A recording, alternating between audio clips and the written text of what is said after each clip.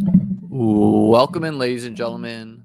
Liam Murphy back to talk about the Best Ball Leaderboard show. We go live every Wednesday night here. Hope everyone's doing well. Another eventful week in the NFL world. Got some more injuries, of course. We are 3 weeks away from the fantasy playoffs starting, best time of the year. We're going into week 12. So we got week 12, week 13, week 14. That is it. Week 15 is the start of the fantasy playoffs. So some news and notes first. Way too early wild card. Best ball is there. Looks like it's actually a decent prize, $25K to first. So I'll have something on the site, beatbestball.com, up there soon. Usually, yeah, I'll be, a strategy for this is something I offer. I think you can upload ranks, but ranks is really not that appropriate. So usually what I do is I upload a written piece, and then I typically upload like private videos of me drafting and talking through it. And then of course we'll do some normal stuff on the channel as well. Okay. Anyways.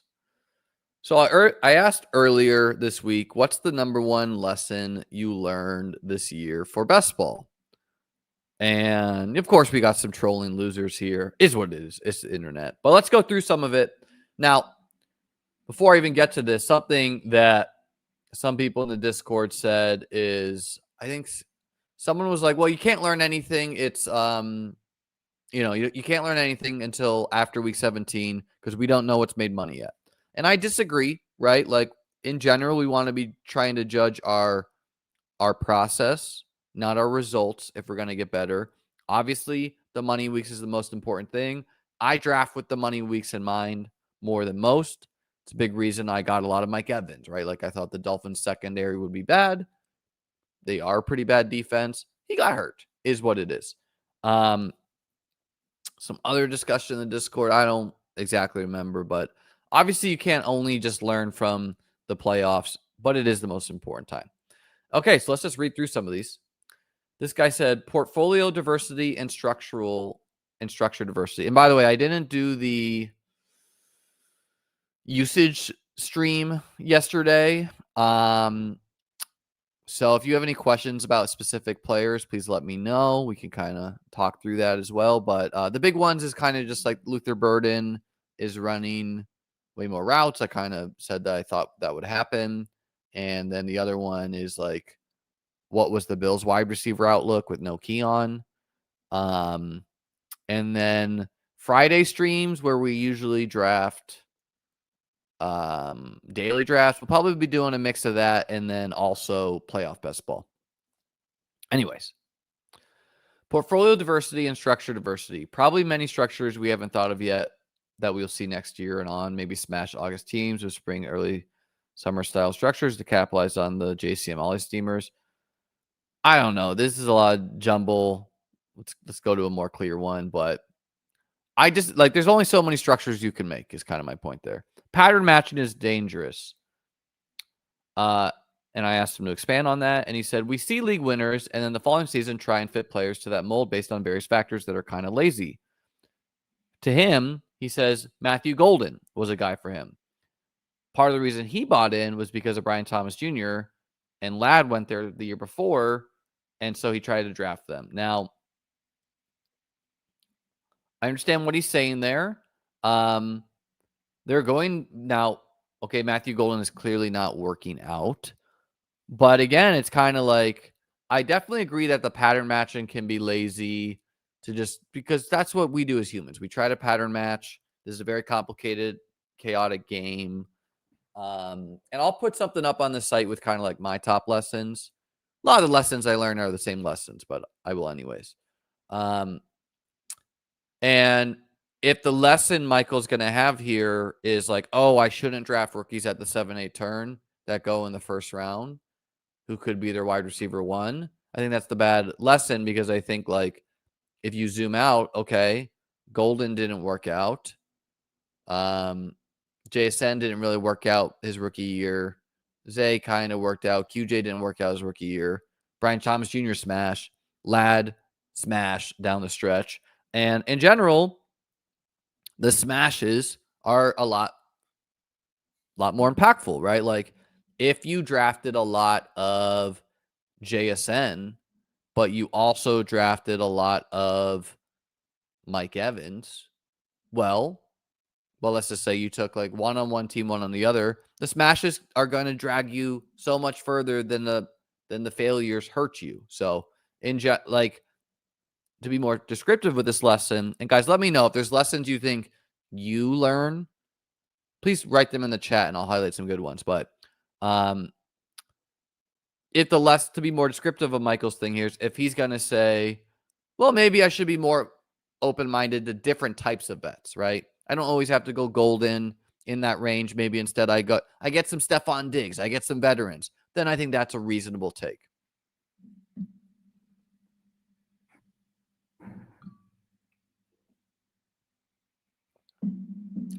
Well, no one's saying, John, that like obviously Golden could go for 100 yards and 2 touchdowns. But that would be kind of just like running good than it is playing good necessarily, which look, we all want to run good. If you could give me a choice, would I rather run good and just win $2 million or have people think I played good? I'd rather run good, right? I don't care what people think. But it's not looking good for Golden right now. I think he's back healthy. He only ran like 30% of the routes last week, and Jaden Reed is coming back. Is this for anyone else? I believe I have my main mic on. Anyways, let's keep going. Maybe it's just my video is a little laggy. I'm kind of running a lot of programs, is what it is. Actually, I can check for you. Rob. Close your eyes. Task manager. It's just like, it's Bing. Bing is running too much stuff, and I got to get a new computer. That should be a little bit better. Okay. Eagles said, find your own process and rhythm in drafting. Try to avoid the noise of the crowd. Yeah, I don't know. Like, he's always big on saying this stuff, which it's like, maybe this is his lesson. But there's going to be times the crowd is right? Like, let's say, for example, Travion Henderson. 2 weeks ago, maybe you were like kicking yourself, being like, I can't believe I listened to everyone being like, draft Travion Henderson. And now you're feeling a little bit better about that after this week. So it's a reminder, especially with like the rookies, that the season is long. Level out exposures. Again, this depends how you want to play. Now, Eagles is someone, again, he's someone who will draft like $1 million $5 teams. I don't think he said he did as much on Underdog this year, but let's just look him up. Because in the past, I know he's like advocated for drafting like literally thousands of puppies. So yeah, he drafted a lot. He actually did max BBM this year, but he's doing a lot of the lower stakes stuff. Which for you, like again, if you're drafting 10 teams, just get your guys. And this is a risk tolerance. So a big reason why I have a lot of semifinal teams in general each year, which is never guaranteed, is I'm taking some stands in the draft and they happen to have a good week. Maybe I'm making good bets, better bets than people. Maybe I'm running good. Kind of hard to just jam 6 teams in the semifinals year after year. But like, for example, BBM2 year, the year I won, I had the 60% Gabe Davis. Gabe Davis went for 2 touchdowns week 15. Next thing you know, I have 6 semifinal teams. So also the players can get hurt. So if a player getting hurt will just like ruin best ball from you, okay. This is, I think, is a good take by him. Every tournament is different, so don't be afraid to have different exposure in different tournaments. I think that's a really hard thing to do for anyone volume drafting, but it's great advice. if you're able to do it. Like approaching one puppy like a boomer, approaching another puppy like a dynasty bro, you know. And then of course there's the minutia of like you can take guys like J.K. Dobbins more in a new tournament, but don't take them in Best Ball Mania, etc. Injuries will happen. Build rosters to withstand them. Yeah, I don't know. Good advice. Hard to be actionable on it. Like obviously, we want to have roster constructions that are in general logical. So don't build one quarterback teams. Don't build one tight end teams. Right? These are not that logical of a roster construction. But like, I have a 5-5-5 team on DK that, for example, it's a 3 quarterback, 4 tight end team with only 7 wide receivers. So what is that? I think it's a 3-6-7-4. So 7 wide receivers is a very thin team. And it also has suffered an injury to Amari Hampton, and it suffered an injury to Tyreek Hill, and Chris Godwin was one of the wide receivers, and Cedric Tillman was one of the wide receivers. So it has a lot of guys who have, like, I legit don't know how it's advancing right now, but it's had guys like Drake May, it's had Achane, it's had Puka Nacua, who also missed some time. So it's had a lot of injuries. Now, why is it doing well? Well, because it has a lot of guys who have just scored a lot of points. May's been like an awesome quarterback in best ball and fantasy, right? It also has May, Stafford, and Herbert. So it's 3 awesome quarterbacks. So it was the roster construction that resilient? Not really, because it's only had like Diggs, Golden, George Pickens, etc. But I just had quality enough players. So I wouldn't say like, don't play too safe in a game where you're trying to win millions. Having more of a balanced portfolio the first 2 rounds and waiting to I know ball till the mid-late rounds. Definitely reasonable advice. If you're going to be taking big stands at the top of drafts, that is riskier. In general, though, I tend to do that, and I tend to have a pretty good track record with it. I'm doing this less over time because the bets are just better. But like, I drafted less Bijan because I thought Gibbs was a better bet, and I kind of feel good about that. I drafted less CMC, which obviously currently I would not want to have because I liked a lot of the wide receiver bets so much, and obviously that's not working out right now. Years past, though, I have faded a lot of busts, right? Like I had no Eckler the year he busted. I had no Kamara or Zeke the year they busted. And so it's a risk tolerance again. But for some people, spreading that in general, it's a pretty logical thing to say. This guy says focus on one platform. Play more slates with fewer games and fewer entrants. I don't know what fewer games means. He's just trying to say play lower contests. Okay. Stop chasing the dragon. I think they're saying the same things. Like don't try to win the big contest, which to me is the fun thing, but okay. For some people, they just want to try to, maybe they want to play the $3 ones with like 5K to first. Totally reasonable. Early round running backs are very undervalued if they stay healthy on half point.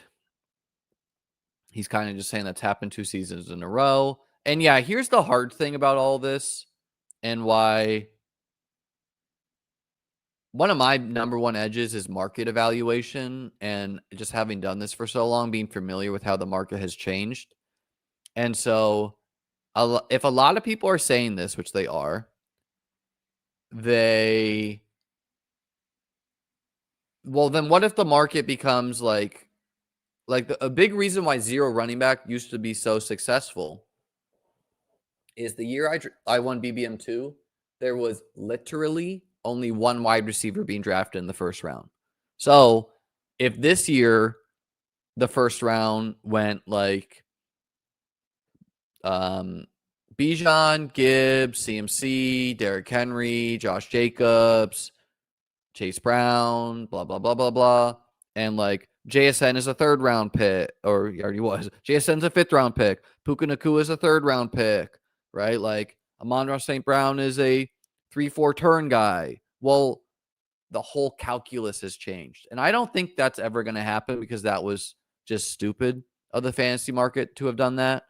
But it's just something to keep in mind that if the market really changes, which, by the way, the market even changes from like May to August, well, you got to kind of adjust. This guy says, my highest exposure guys are always taken in the later rounds. I need to take more stands early and have more exposure to teams with 3 running backs in the first 67. Too much zero or heel running back. Yeah, varying your builds was like a big lesson for me last year. It just feels kind of bad if you draft a lot of teams and you jam one single build and that build's not doing well. Okay? It just feels bad, right? You can still win. My advance rates were not fantastic last year. I got 2 teams to the finals. And if Chase Brown just scores that effing touchdown, I would have gone second for $1 million, right? But it doesn't feel good. And it's a narrow path. This guy thinks when you're done at running back, draft one more. I kind of like don't agree with this takeaway. It depends how you draft, right? Like a lot of my teams I look at that did go early running back, and I'm like, man, it just can it get the wide receiver points, you know?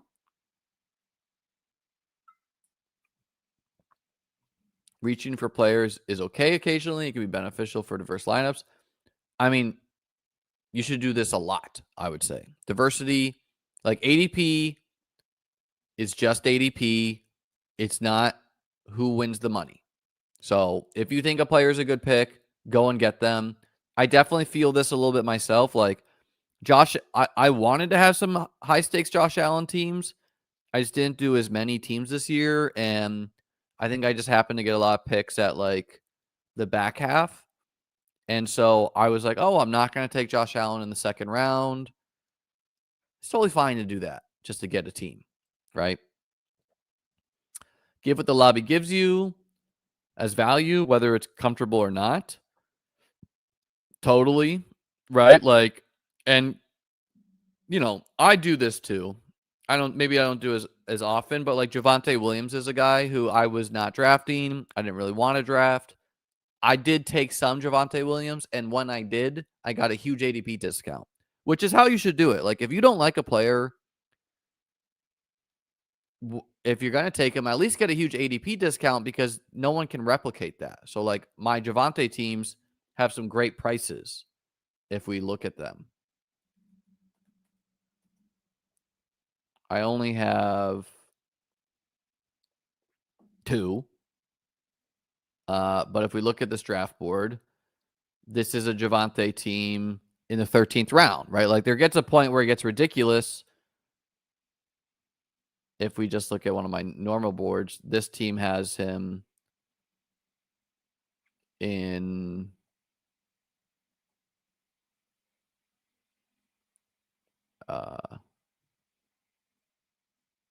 I'm not advancing. That's what I'm looking for. This team has him in the 14th round, right? And then if I just look at some like random team of mine, nope, I don't know who that is. Let's just look at this August 4th team. Javonte was going in the 12th. So obviously too cheap for what he's been still, even though he's cooled off some. But my 2 teams have almost 2 rounds of value.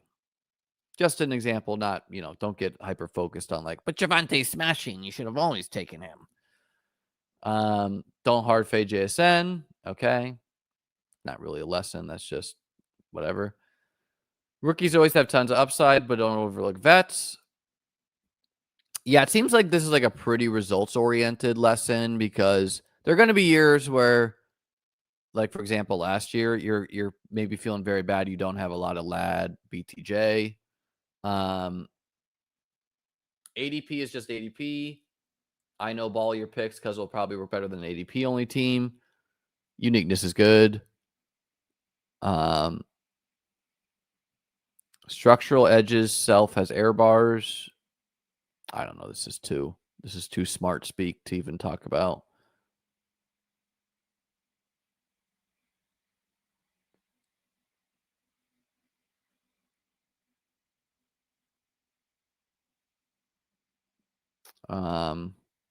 Don't be overconfident about fading someone when their cost is cheap. Javonte. Again, it does seem a little results oriented to say this because as someone that faded Javonte on the Broncos, we were celebrating that. Now, I will say, if the guy is going into the year as the likely RB1 and the biggest competition is a fifth round rookie / Miles Sanders, who, if Miles Sanders doesn't get hurt, who knows? And we previously saw a running back be valuable there in Rico, okay, there comes a point where maybe we should just 8% it just in case. Now, I will say a lot of lessons are about Javonte, and he's not even had that great of game logs recently. He scored 10 points the other night, but okay, a lot of people are feeling bad about that.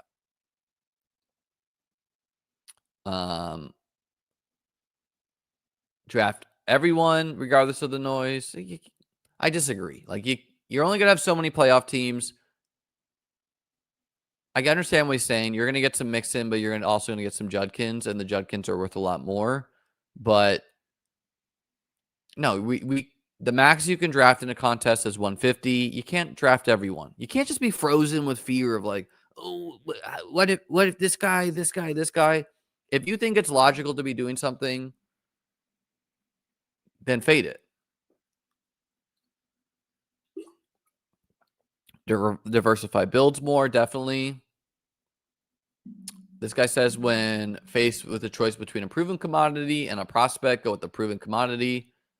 Gene T over CMC and JT. All the running back prospects around Rico. The one I like more than the expensive ones, because this would also logically get you off of, this would have you drafting Calvin Ridley over Brian Thomas his rookie year, or Calvin Ridley over Ladd McConkey, right? But the one I like more, and something I was saying a lot myself, is the Rico Dowdles. When a player legit scores 13 or averages 13 points a game or something like that, objectively it's a good score, and their price is the 14th round, and other names by them are guys like Roshan Johnson, Jalen Wright, Devin Neal, DJ Giddens, just a bunch of wish casting. It's clearly you should be. I'm not saying you need to jam Rico if your thought was Panthers are bad, Chuba is awesome, but you should clearly not be full fading this player. That's kind of crazy, right? Let's just get to a couple more. Yeah, there's always losers like this. No expert knows anything. Okay, genius.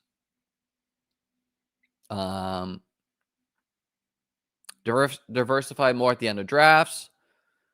Yep, definitely think that's the safer way to play it. If one year I jammed Kyron, right? So if you think there's a reason to be drafting a player a lot, go for it. But when there's not, yeah, you'd be mixing it up. This guy says he wants to just equal his percentage in ambiguous backfield. He went 75% blue, 10% Javonte, 50% Miles Sanders. I don't know. Okay, definitely feels bad to have the least Javonte, but there's going to be years, and you have to accept that, if you're playing this game, you want to win every year, but you're not going to. So aren't you set up to win more? Let's just say you 75% of Javonte and Javonte smashes in the playoffs. Aren't you set up to win more now this year versus every single year just going I have to 33% the ambiguous backfields, right? Live a little.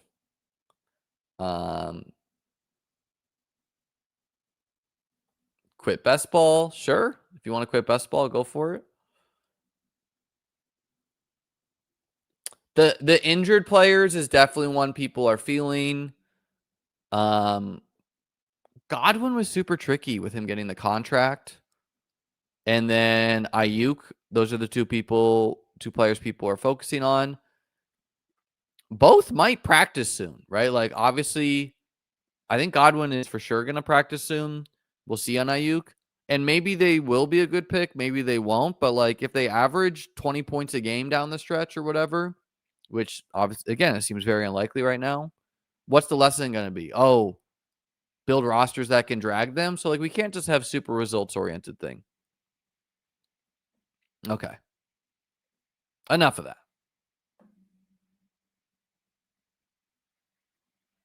Stafford was injured. That's a good one, Jason.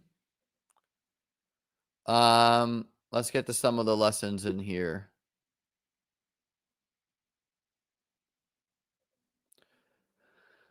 I don't agree, Grant, that like did not work this year. It's not the best advance rate formula and it never will be.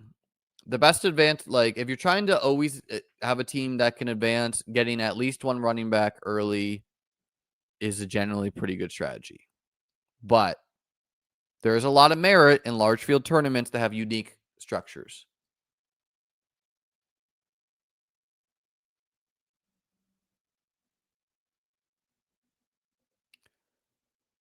Paul says, be less overconfident in fragile plays and diversify more.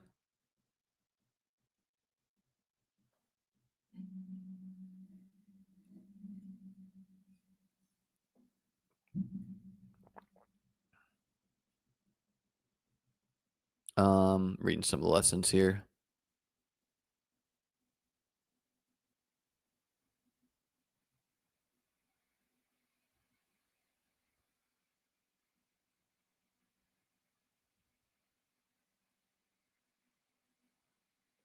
I'm still unclear on why diversifying within tournaments is different than diversifying exposures across tournaments.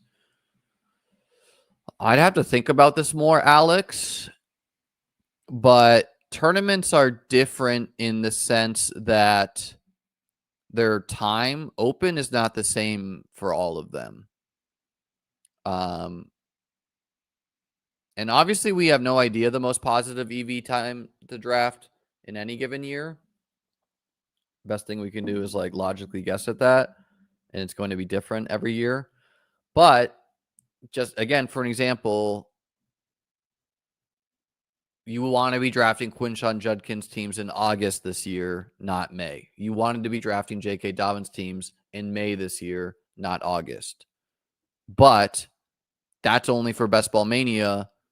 In a puppy that opens and closes the same week, it doesn't matter.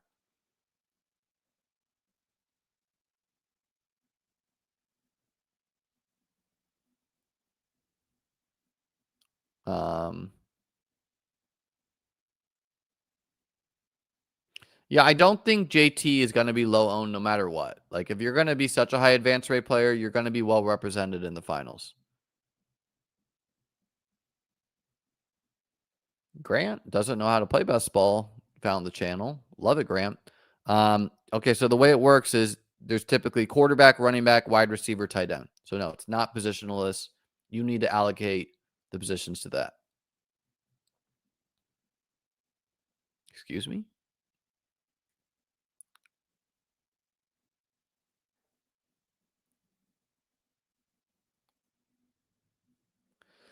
I definitely agree with the sentiment. People need to accept the risk of having a bad year. So many people play scared. Totally, right? Like, again, what makes you more money, guys? 5 playoff teams, 5 playoff teams, 5 playoff teams. Boom, fantastic year. 5 years down the road, 60 playoff teams, you win Best Ball Mania, you win $2 million. Or every single year you have 35 playoff teams and, you know, like you understand the point I'm trying to say. If you win the tournament once in a given X year time span, that's what makes you money. And you can't be afraid of having a bad year. Yeah, this is more like minutia strategy, but it was okay to go Rico or Chuba and Dowdle because Dowdle was so cheap. Was Rico not also wish casting? I don't think so, Jack, because I mean, obviously his situation now is like way better than anyone could have envisioned. And you could also argue the talent is, but he averaged like 15 points a game last year. So to me, like what was logical about the bet is like, I know I'm betting on a good player. You know who I don't know is good? I don't know if Devin Neal is good. I don't know if DJ Giddens is good. In fact, I don't think Jarquez Hunter is good. He won in the 6th round of the draft, right? I don't think Jordan James is good. He's a 6th round running back, right? So seems a lot less wish casting than random rookies that went very late in the draft. I just think that like some of the dynasty bros, dynasty-esque best ball guys have some big channels and like that's their kind of guys. They love talking about the rookies because no one remembers if you flamed out with James and DJ Giddens and Jarquez Hunter, if you slammed Bucky Irving or whatever. Like, I think that kind of happens a lot in the industry.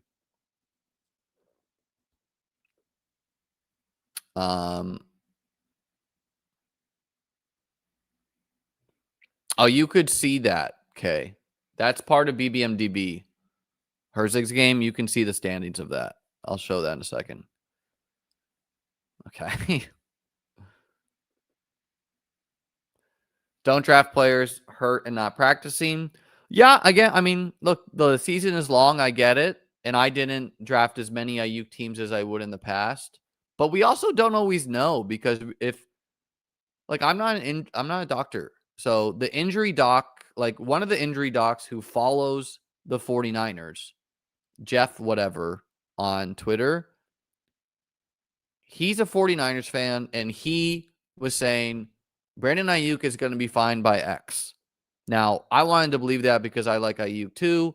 Obviously, he's not perfect. He doesn't have information, but like it wasn't just like me like saying it. It's a fan of the team and an injury doc, and he was saying like, "Oh, he's going to be fine by week X." And we've seen Ayuk. We actually saw Ayuk running. So, but yeah, the injuries certainly feel bad.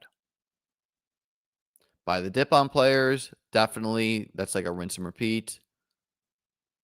I don't agree that zero running back is dead. I do agree a little bit that there's like a best time to do it. Like just looking at the board. If you now what's the bigger issue about the zero running back is like we might not have the wide receivers to keep it afloat. So like let's say you had a team that went Puka Amon-Ra. Let's just say you got that combo. Puka Amon-Ra, JSN, Devonta Smith, Waddle, Olave, or Rice. So you got 6 studs. And then the running backs you went were, let's say, Aaron Jones. Let's say you then went Charbonnet or Tracy. Then you got Jalen Warren. Then you got Javonte Williams. Then you got ETN. Then you got Rico Dowdle, whatever, right? There are paths to making a zero running back team. It's always going to be, I shouldn't say always. Most years, it's going to be a thinner path to advancing. But it's always going to be unique construction, especially when when teams like the team I drafted here, which to be clear, I drafted a lot more teams like this year. The Gibbs, Achane, Cook teams. When teams like these keep on smashing, this is going to inherently have people drafting less zero running back, which swings the pendulum back to those teams maybe being more plus EV.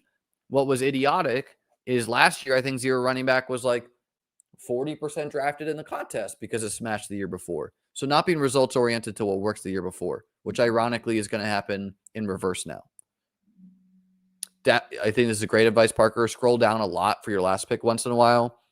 I always say this, but like we underestimate how many players are going to be at least on the field for an NFL team.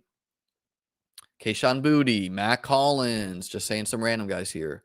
Roman Wilson, maybe Terrence Ferguson now.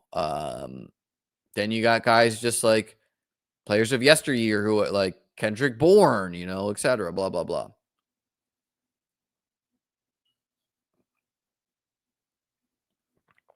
Good luck in the Eliminator, Cam.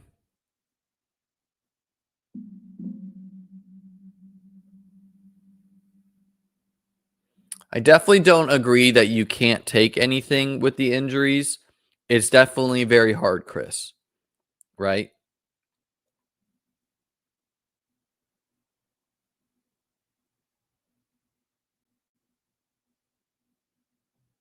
Sorry, Grant. I don't like to use things like ChatGPT because I think it's an endemic on people thinking critically.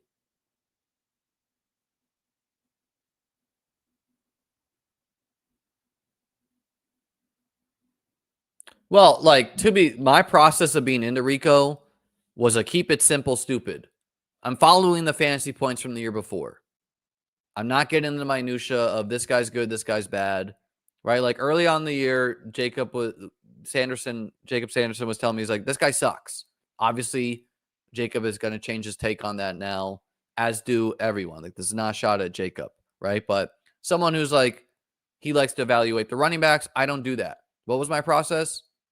Player scored X amount of points last year. And it's a reminder that the number one corollary with fantasy points the year before or the next year is, what did they score the year before? People having Puka Kyron glasses on, maybe.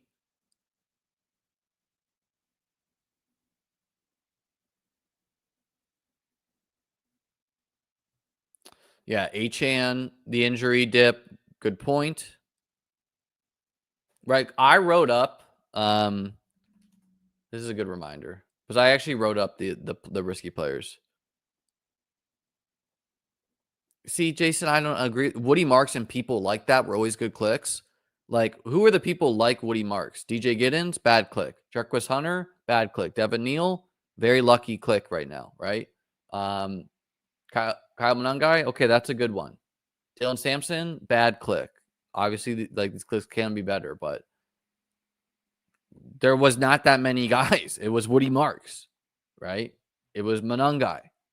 Jordan James, bad click. So one of the articles I wrote mid-August is like what to do with the risky players. Let's see how I did. Just giving advice, like rather than just rankings here.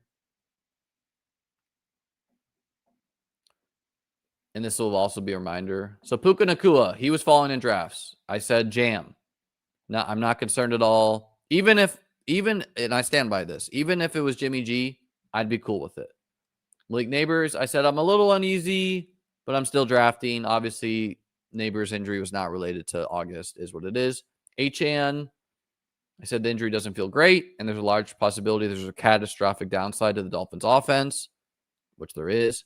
But I'll be drafting at the ADP discount, which I was. I think we should be mixing in Ollie Gordon and Jalen Wright in case the injury is serious. I still think that's reasonable, and it's quite possible the running game is just bad without him. Tyreek Hill, I said vibes are weird and the risk is high, so I've not drafted him as much. I still mix him in from time to time. And yeah, Tyreek got injured for non-related injury things, in my opinion. So Breece Hall, again, I approach this from a market-based approach. I said, as someone who hasn't been drafting him before, I'm definitely going to be drafting him a lot in the 5th round, which I was. I had 0% Breece Hall at the 3-4 turn, and I ended up with 8% in BBM, all at the 4-5. He also had outs to a trade. Ken Walker, I said still drafting in the 5th, but with injuries / timeshare rumors, Charbonnet is a strong bet. Stand by that, right? And it's like, I'm sure a lot of you are only thinking of like Ayuk and Godwin. All of these players I'm mentioning right now had injury fear later in the year. Rashee Rice, very weird situation. Recent rumors from Schefter Pod seem to indicate a 6-game suspension is likely. When that comes is anyone's guess. I'll draft occasionally as he could not be suspended until next year, or could be a stone zero during the money weeks, right? So yeah, if we just knew it was a 6-game suspension to start the year, he's a mega jam. But with it being like maybe later in the year, that was some weird stuff. But yeah, still mixing him in. Jordan Addison, I don't view a 3-game suspension as risky, which I think, I think that take by me is good, right? Like even Rice, 6-game suspension, it's not risky if we know the player's talented.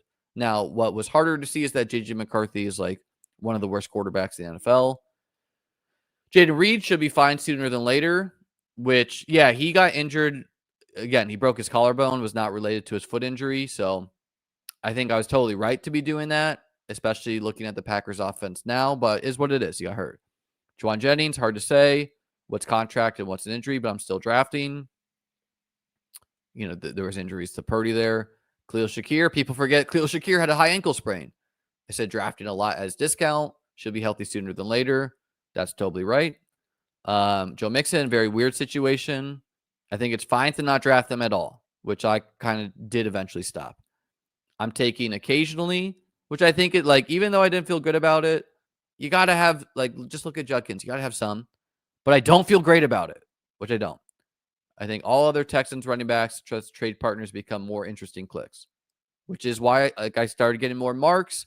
I have a lot of Dameon Pierce. Okay, that one didn't work out, but I think it was a smart thing to do.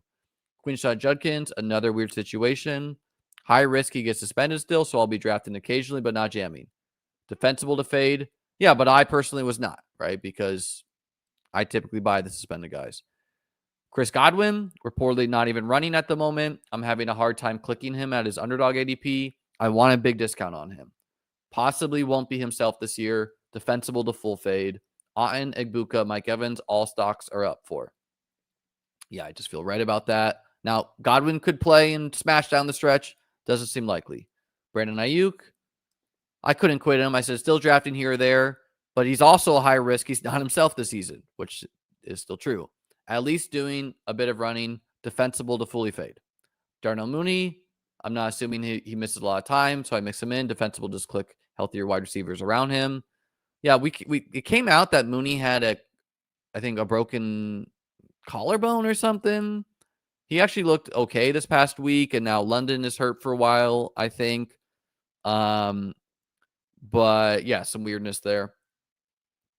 Brian Robinson, I'll be drafting quite a bit. Hopefully I get a big discount. Outs to being relevant elsewhere / not traded. I think we got a brutal trading spot for him, but he has been playing a lot more recently. And again, I think anytime a player goes from the 8-9 turn to way cheaper, I want that guy. Ja'Cory Krosky-Merritt, I'll be mixing him in some as someone who doesn't have a ton, high upside, but also big downside risk. He's not a 100% drafted player before his rise, so there's not as many cheap teams with him. The other Commander running backs should also definitely be mixed in case the market's wrong on the ordering.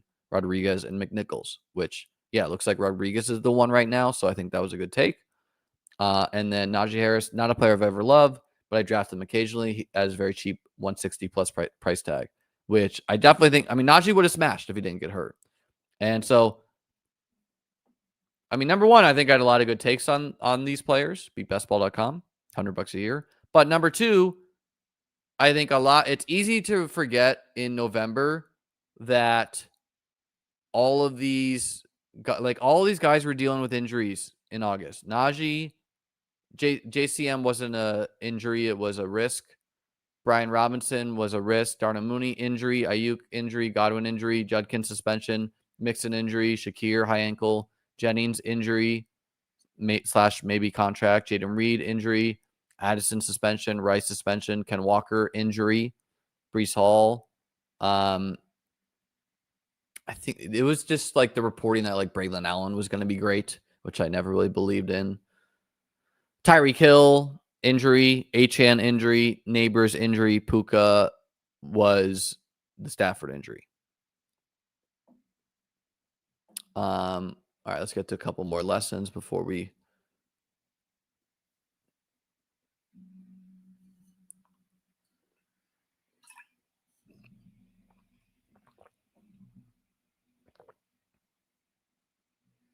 All right. Anyways, any lessons you guys think you had, please let me know. Again, it's a very hard game to learn from. without being results oriented. And like one injury changes everything, right? Like, and then also, like, just because something happened away doesn't mean it was always going to be that way. Like, let's take JJ McCarthy. What if JJ McCarthy was like Jaden Daniels? Maybe you're loving the Jefferson bags now. Okay, so in Best Ball Mania, how am I doing? I'm currently at 30 teams. I think I was at 32 last week. So 5 teams above expected. The math is learning. I'm at 32 expected. My highest scoring team. A May Darnold team. Obviously, Richardson is there. Gibbs, JT, Cook, Walker.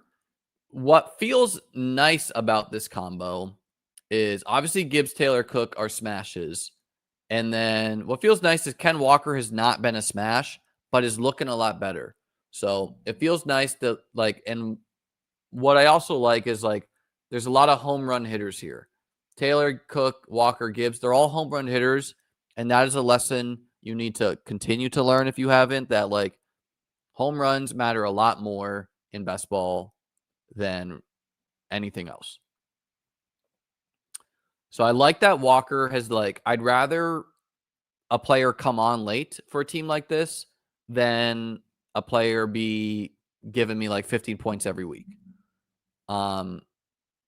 Diggs, Addison, Keon, Kupp, Kirk, Leggett, Keenan, Slayton, Horton. Mixed bag here. Diggs is coming on. Addison, yeah, he's still live for some weeks. Keon, I mean, very wide error bars here. We'll have to see what happens. Might miss this upcoming game. Might not. Cooper Kupp. He's running routes. Kirk. I just think we need to get Stroud back to actually evaluate him, but it's not looking great. Leggett. We'll see how real the Bryce Young game was from last week. Keenan, okay. Slayton running routes and Horton is injured. And then Trey McBride and Ferguson. Any Trey McBride team feels so good because he plays the Bengals week 17 and they allow like 2 million points to tight ends a game. So my high scoring team was a RB, tight end, RB team currently. Let's look at a May team. Like, I love drafting throughout the summer because the May team's just going to be different. Okay. So it's a Puka, HN, JSN, Josh Allen start. Chuba, not great. Jerry Jeudy. Expensive Judkins, but happy to have him. Cheap Ibuka, Baker, because of that. Marvin Mims. It's like live for weeks, but not great. It's got no tight end points right now because Kincaid is going to miss at least this week. My guess is he returns next week, but could be another. Kraft out for the year. Tank. Braylon hurt. Like, this team just seems too hurt at running back unless Achane and Judkins just go scorch earth for like, well, I guess when you have a team like this, which is like, it's objectively very thin at RB, right? RB3. Your real hope is that in weeks 15 and 16, the quarterfinals and the semifinals, you can have someone like Josh Allen score 50 or Dalton Kincaid. Like, you want to drag along some mid running back scores. And then week 17, the money week, that's when you want Achane and Judkins to go nuclear, where hopefully not as many people have that combo.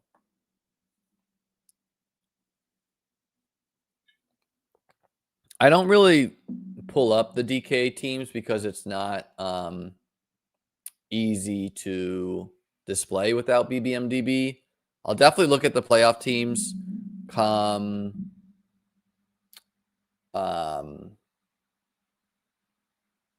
once I actually have them. Like, I'll do the legwork of actually pulling up the teams. I can tell you the count right now. Let's see. 1, 2, 3, 4, 5, 6, 7, 8, 9, 10, 11, 12, 13, 14, 15, 16, 17, 18, 19, 20, 21, 22, 23, 24, 25, 26, 27, 28, 29. 29 teams in the $20 one. A lot in the $10 one, but that's the pre-draft stuff. I feel like I'm definitely going to get a finals team in the pre-draft stuff, but we'll see. Let's look at another May team because that team's running back crew is just depressing me. Okay. So this is Puka, Achan, Josh. Nice. 3 guys who are awesome. Mike Evans. Let's see, when was this drafted? This was drafted May 1st. So I did not have the NFL schedule yet. It's just a coincidence I have Mike Evans. Mike Evans, Stinks, Kittle. So that's at least fun, though. It's nice that like this team can drag along Mike Evans and Kittle missing so much time. Olave, awesome. 7th round, George Pickens, which he got up to the 4th round, 3rd round. Yeah, he got up to the 4th round. Was still too cheap there, but like you can't replicate this in August. You can replicate it with like cheap Judkins, cheap Rice, but not cheap Pickens. Cooper Kupp, okay. Could still have a week. Baker, because I have Mike Evans. Keon, ETN, RB2. Kirk, Ray Davis, Rico, RB3. Palmer, K. Dotton. And then Justice Hill and Marshawn Lloyd, who happen to play each other week 17. Honestly, Lloyd might be something with Josh Jacobs hurt. The rumor is him and Reed are maybe going to be activated soon. Maybe not this week, maybe the week after. So I don't think our Lloyd bags are for sure dead. But pretty fun team. Running back group of HN, ETN, Rico, and then whatever you get from the other guys. Puka, Olave, Pickens, Kupp, Keon, Kirk, Palmer, Kittle, Otten. Otten with Mayfield, Kittle. What's Kittle's advance rate right now?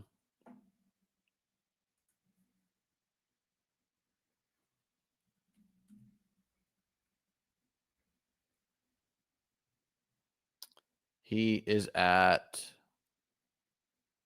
10%.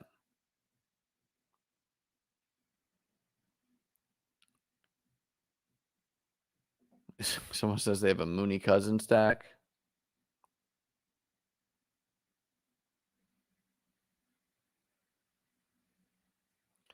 Okay. Let's look at the portfolio here.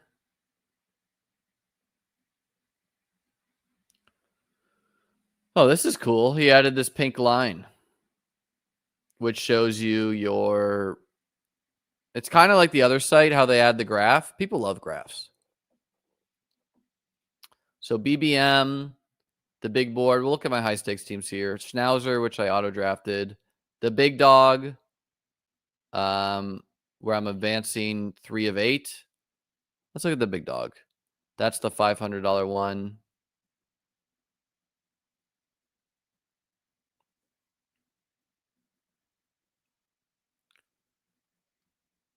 Only 360 teams make this playoffs. I drafted 8. Let's see. One of them I think is mainly going to make it, 76%. Herbert, losing Penix is not good. Kyron, Cook, Tracy, Algier, Chubb. That's fine enough. Chubb is not great right now. Tracy looking better. Nico, London. And London has the same injury that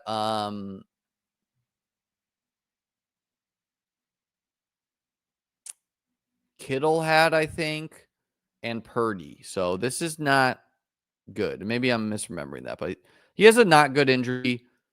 My guess is it's going to be multi-week, but we'll see. But we still have Waddle, Olave.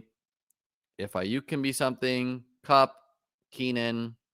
If Tutu gets up IR, Laporta, who's also on IR, Pitts. So, okay, this team's like limping in there. Kind of nice to have Pitts with London, though, because he gets a boost. And it's got wide receiver depth here.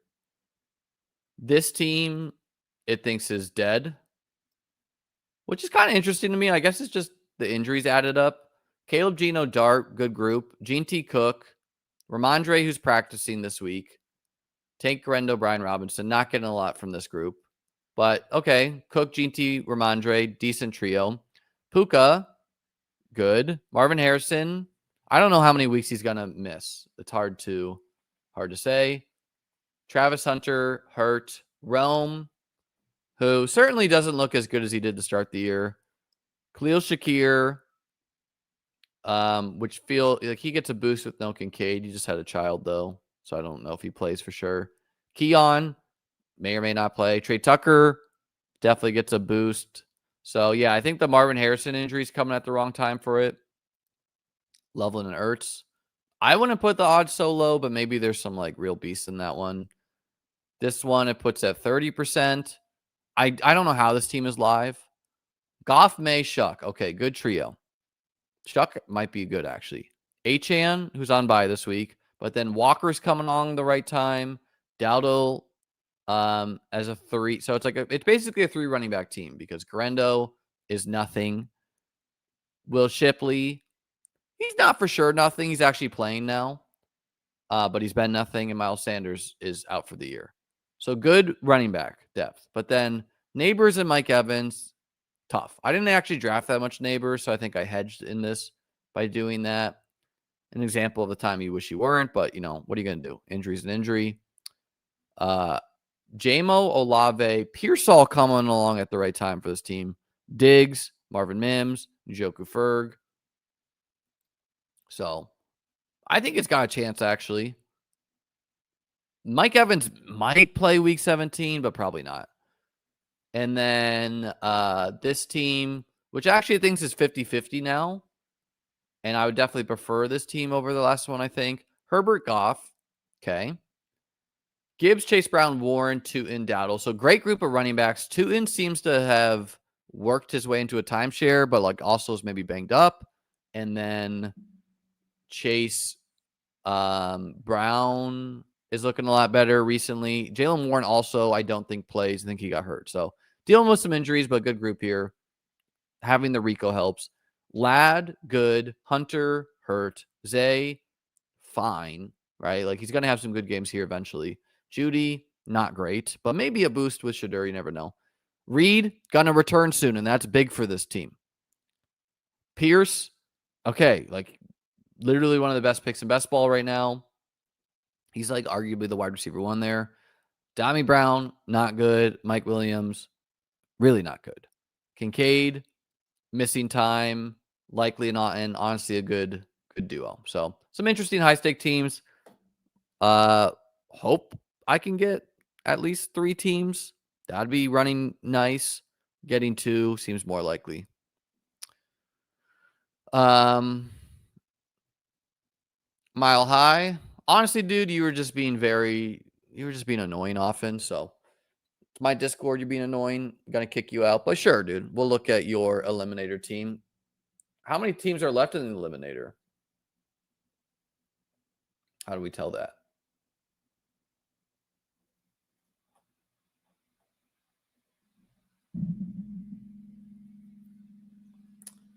There are not that many teams left.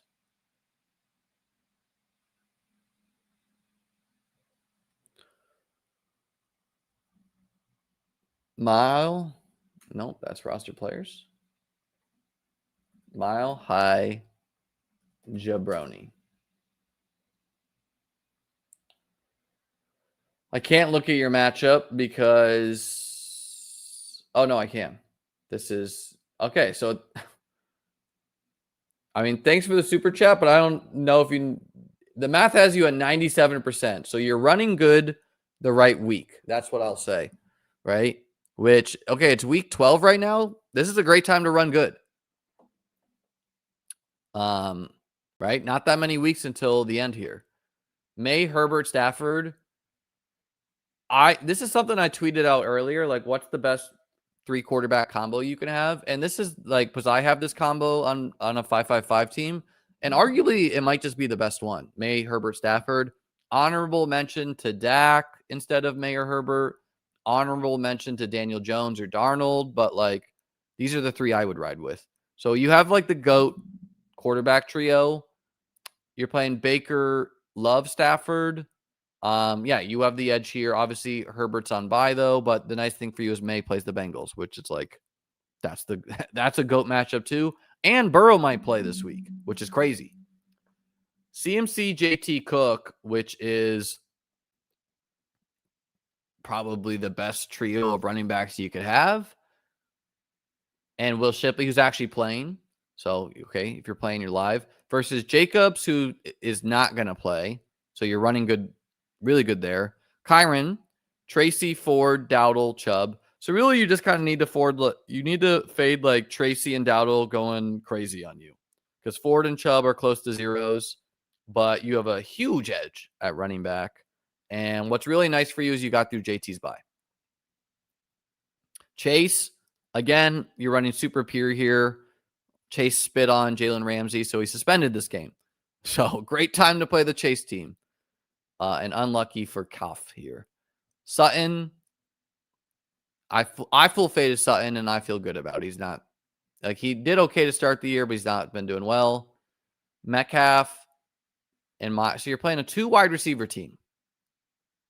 I'm assuming this guy drafted before the bye, because otherwise he has so many week 12 buys, but I don't know. Maybe he just had bad buy allocation. You're playing a 2 wide receiver team. Pretty good. You're also playing a Tucker Craft team, Goddard and Juwan. So you need to fade like some insane things happen to you. This would be like a very, very, very bad beat if you would lose. Goddard would have to score like 40.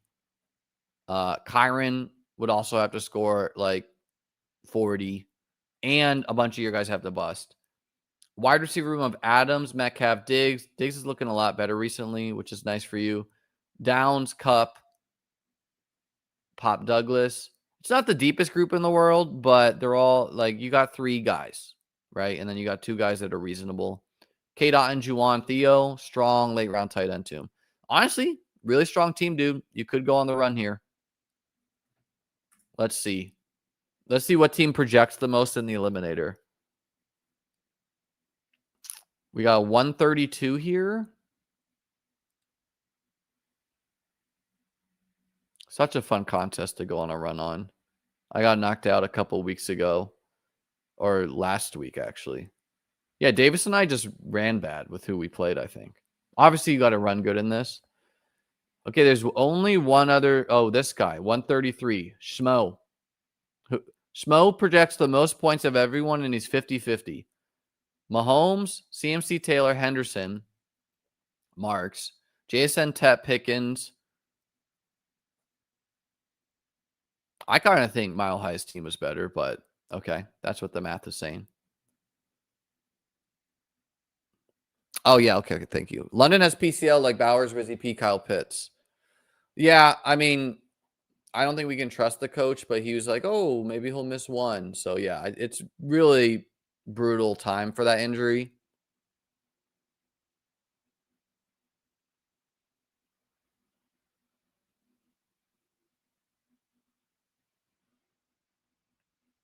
Jim, sure, man.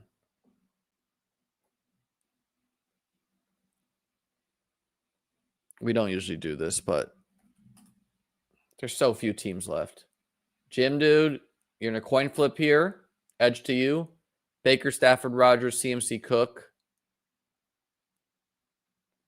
White is going to go back to probably a 0-ish. Puka, Metcalf, Olave. It's not the deepest team in the world, but... And you got to fade JT going nuke, which I think you're playing JT at the right time because he is playing the Chiefs. All right, real quick before... I don't think there's really anything else I'm going to look at. Oh, yeah, let's look at... it's just some random players to be excited about. Trey McBride is, I think... Because of their Week 17 matchup, who's someone you would be very excited about? Now, Trey McBride is a brand guy to me. I won a best ball contest with him on it because of him, honestly. And he was on my finals team that nearly won last year. 15 teams. Kind of wish I got more, obviously. But it projected advance 6 of them right now. So I'm crushing the Trey McBride advancing his. Yeah, I'm 2x the field on Trey McBride. Not huge numbers, but okay. These are the teams that, like, that's one player I'm very confident would smash Week 17.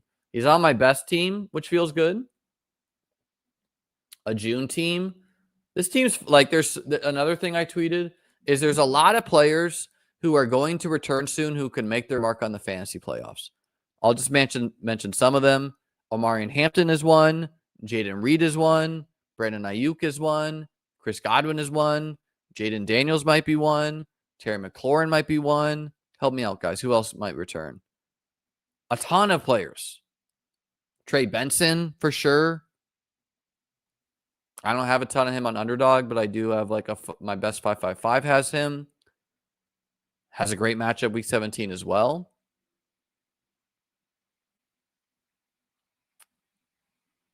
So many injured players that could make their marks. Really shakes things up for this fantasy playoffs.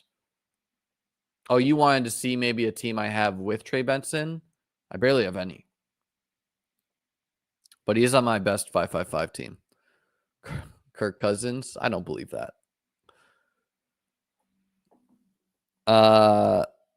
Tyreek Hill? You don't want to see. I have one team that's so good with Tyreek Hill. But I also have a good high-stakes team with Achane. Waddle. Because this was drafted very early, but this start is just fire. Gives Achane 3rd round Tyreek, Cook, 5th round J-Mo, 7th round Debo, 8th round Igbuka. Terry versus Dallas. Yeah, the real thing is like, are they going to even play Jaden by then? I'm getting blanked on Terry McLaurin teams right now. This one has a chance. Jaden, Dak, JT, Henderson. It kind of needs Marshawn Lloyd to be a thing. It's got good wideouts, but it's a thin running back group.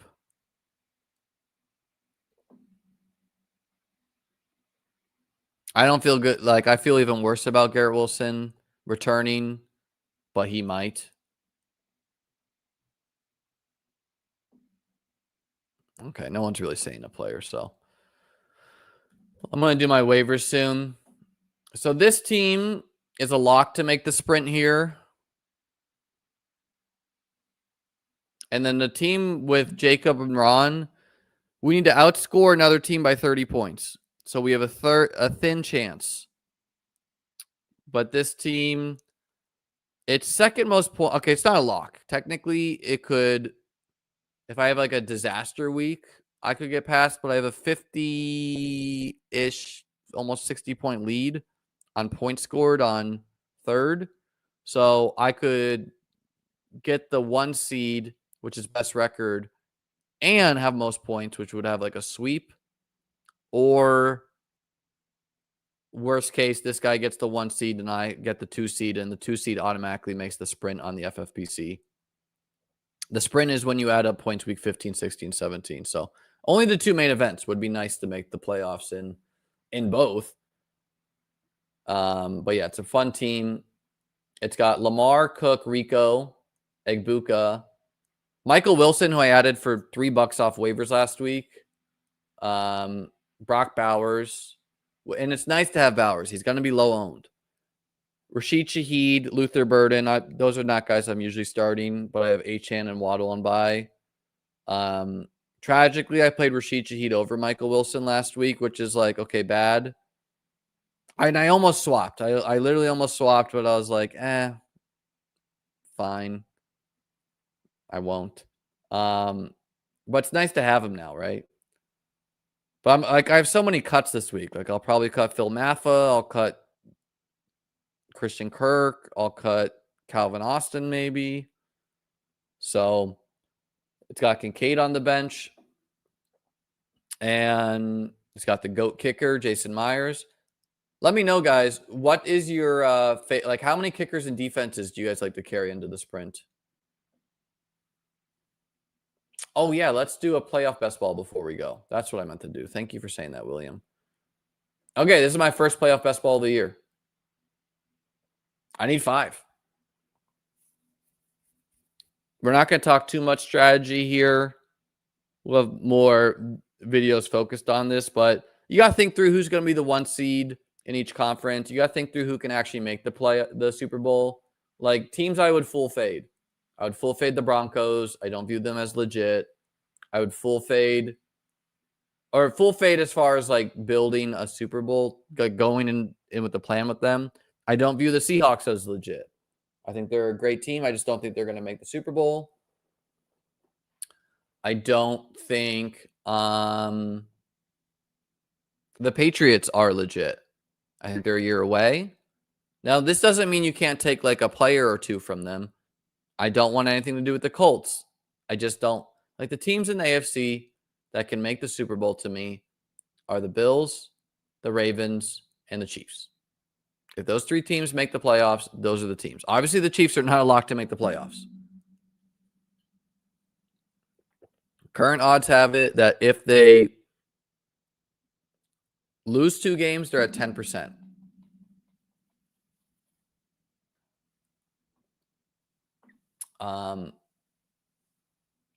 So thinking through that kind of stuff matters. But also always build a team that can win. So even though I don't believe in a lot of these teams, the Colts, the Pats, the Broncos, if I had to draft them to build a full team that can win in the end, I would. Versus like playing for nothing. Like don't ever build a team that cannot actually win the 25K. Don't ever draft to advance unless the draft goes totally off the rails and people are just like all sabotaging their teams. Because what you're going to encounter in here is you're going to eventually encounter, not as much in these early ones, but you're going to encounter a lot of idiots who have no idea what the rules are for this. And they're just going to build, like, they're just going to be like, oh, Saquon, he's an awesome player. Oh, Kyron, he's an awesome player. And they're not going to build teams that can actually win the contest, which is 1 quarterback, 1 running back, 2 wide receivers, 1 flex. This is what you need to field between the 2 teams that make the Super Bowl. So, obviously, I have the most belief in the Bills, but there's a scenario where the Bills get the 1 seed pretty easily, which for playoff best ball, like you got to draft with kind of some different scenarios. So I would draft some Bills teams as if they get the 1 seed, which means probably solo Josh Allen. And I would build some Bills teams where they don't get the 1 seed.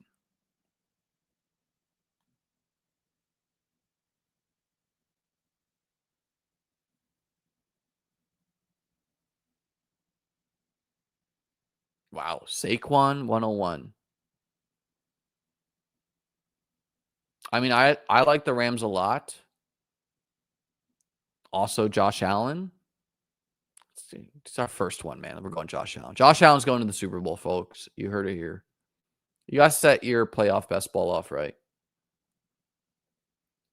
And no one has an ADP of 1, so people are taking different picks there.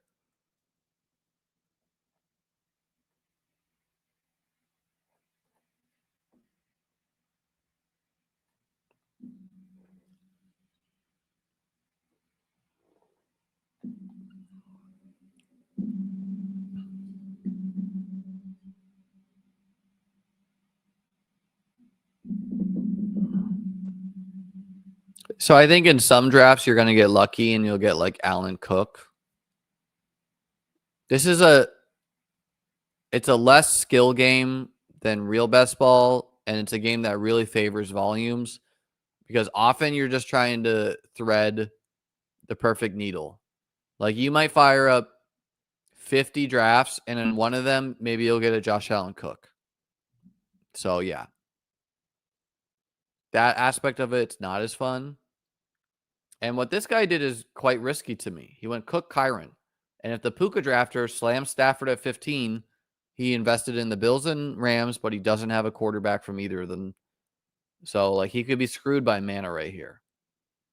Which, if I was Manta Ray and I'm not building, like, I'm either going like Lamar here or Mahomes, or I'm going Stafford because I have Puka.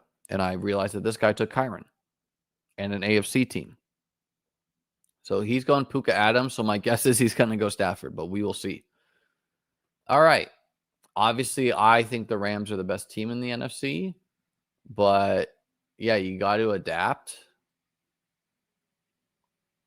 I don't love the Seahawks. So, whatever. We'll do the Lions. Now, what's kind of stinky is there's no Like, the running back I'm stuck with for the Super Bowl is David Montgomery because, of course, Gibbs goes here. And this is the guy I'm kind of competing with for Lions. Now, this guy built a team that I think is not very smart. I won't build a lot of teams like this. He built an Eagles-Lions team. Those two teams cannot play each other in the Super Bowl, right?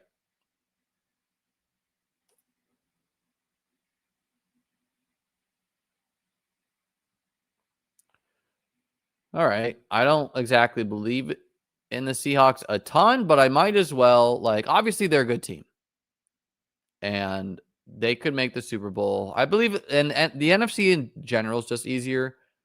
And there are outs where I can build builds plus Seahawks Lions, where it's like I get like Ken Walker and Montgomery, I get the Bills wideouts, and you can kind of have your cake and eat it too.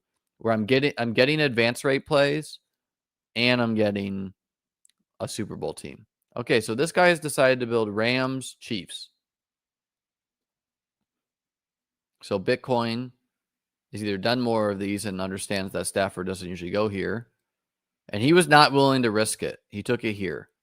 Now, a big reason he maybe did that is because this guy went Hurts Gibbs, which it's okay to do this at a low percentage and just be like, oh, Gibbs is the advance rate play. They'll get to the NFC Championship, whatever, but it's not my favorite way to build. And then Bitcoin is totally out of pocket here, and in my opinion, is not building a good team. Where this guy left him Stafford, and you know how he thanked him? He took Mahomes for no reason, having no chief at all.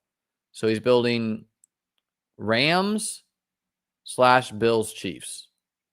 And Man Ray is left screwed here because he has Rams, Chiefs, and no quarterbacks. So he has a dead roster and he needs to pivot.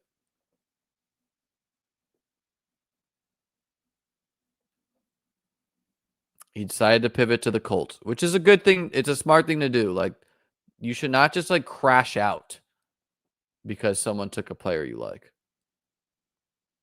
So I'm gonna go Ken Walker.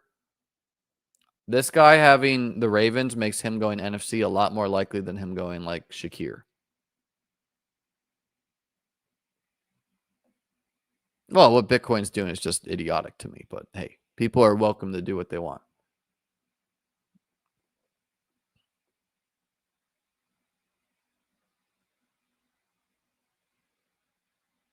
Okay.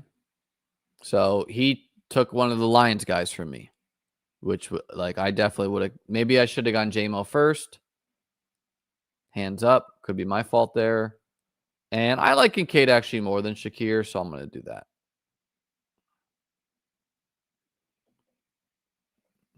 Yeah, this is it's a weird contest where in general I wouldn't say you want sharp draft rooms, but you at least want rooms where people know what they're doing. And you don't have you definitely don't want bad players who just have no idea how to play. And they're going like Gibbs, AJ Brown, JSN, Devontae Adams. Like, they're just building like a rainbow of teams, you know?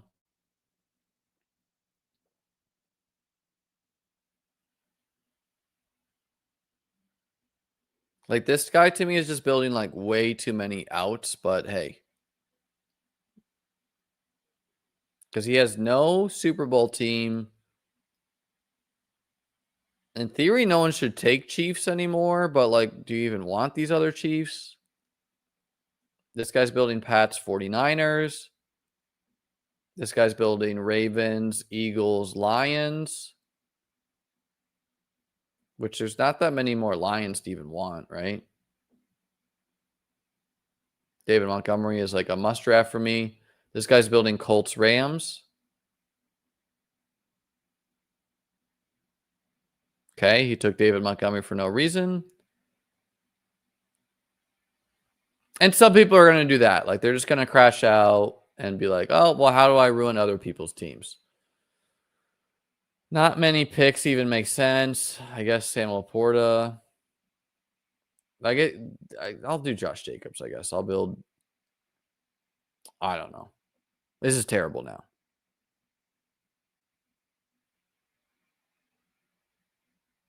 okay, he takes a second quarter. Like, I think a lot of people are playing bad, but that's why this is a great game.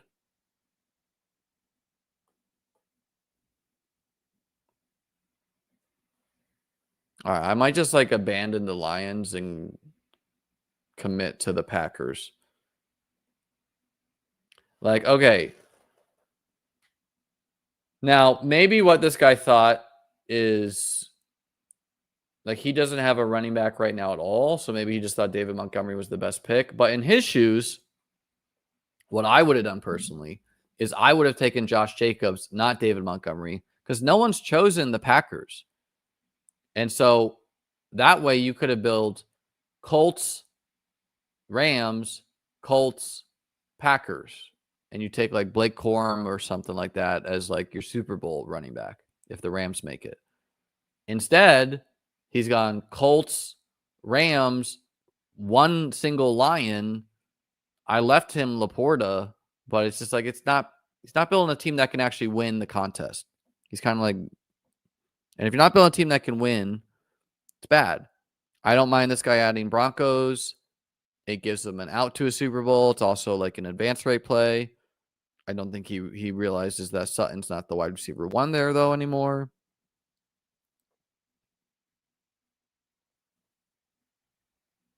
I don't know why. I don't exactly know how the Shakir pick makes sense.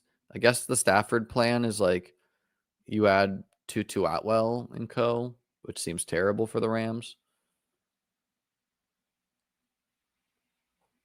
So Laporte is still there if I want to recommit to them. I don't have a with like David Montgomery going, I don't have a running back that makes a lot of sense there. Right? So I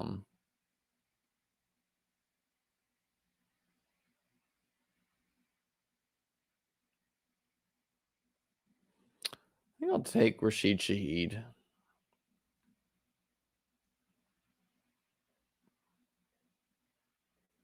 Add to that Seahawks thing. And then I almost certainly need to take 2 Bills here. But again, the roster requirements are QB, 1 running back, 2, and then 2 wide receiver tight end / flex. So I have a live Seahawks Bills Super Bowl. And if I add Bills players, I'll have a live Bills Packers Super Bowl.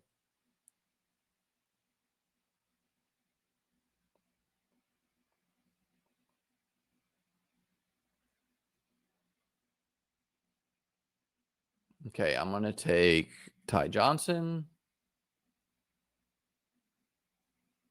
Live for Spike, fills the running back spot, and also gives me a live Super Bowl combo for any of the teams except the Lions, like a Monroe I'm drafting as just an advance rate piece. And I could have been stubborn with the Lions, right? I could have been like, no, I have to get blah, blah. But like, and that's why passing on Laporta, I think, was good. But when Montgomery went, okay, time to pivot.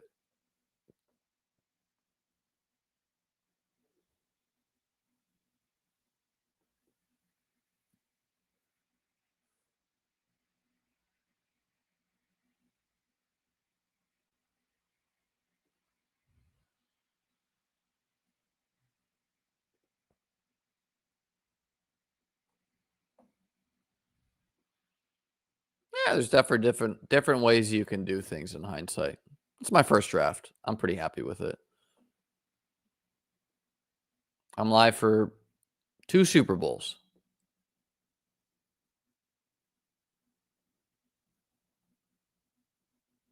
Technically, I'll be live for 3 with the Lions, but not a great if I take a Bill here, that is. Which I don't think people are going to draft a ton of Keon. Like, what Bill wide receiver you draft is super interesting. Keon's interesting because he might be inactive and people won't draft him, but like the playoffs are a long way away. I think Gabe Davis is interesting. I think Tyrell Shavers is interesting. Let's do Shavers. Why not? Score a touchdown. Welcome to the team. Okay. So we're live for Bills, Seahawks, Bills, Packers, and technically we're live for Bills, Lions with running back, wide receiver, tight end, flex, but a very thin one there. So, okay. That's my first playoff draft. That's what I got for you this lovely Wednesday. Fair, man. Fair. Hopefully, you know what I'd gladly give up? Let me win 2 million in either of the flagship contests and I'll lose all my playoff best ball entries. The year I won BBM2, I obviously jammed the Bills, and the game that they lost to the Chiefs in a disaster, like if they had won that game, I would have won so much more money that year because I had all these playoff teams that lost because of that, or they advanced, but like obviously were dead to win then. And then also the contest they do in the FFPC, I would have done better there. Do you still hate Bitcoin's team? I didn't look at it honestly, and I'm not going to open it back up. But yeah, I don't think he drafted well. Like, all right, Ben. Ben, are you Bitcoin? Is that why you're asking? Let's see. Drafts completed. We'll open up just for you. Okay, here's the deal, Ben. Oh, view full draft. Let's see. Bitcoin's team.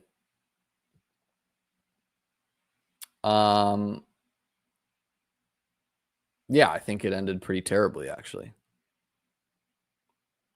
Right? Because what's his Super Bowl roster? His Super Bowl roster is Chiefs, Kelsey Worthy, Hunt, Kyron, Terrence Ferguson. So really he's playing for Chiefs, Rams, and he took James Cook and Shakir as an advance rate piece. If the Bills make the Super Bowl, his roster is Stafford, Kyron Cook, Shakir, and Terrence Ferguson, with Ibuka as a random one-off. So, yeah, it's just not my flavor of a team. I just don't think it could actually win the contest. Right? Like, I would like if you're planning to go Chiefs back stack, I would rather go like Kyron Adams or something like that. But hey, you never know. That's how I personally feel. Okay. Peace out.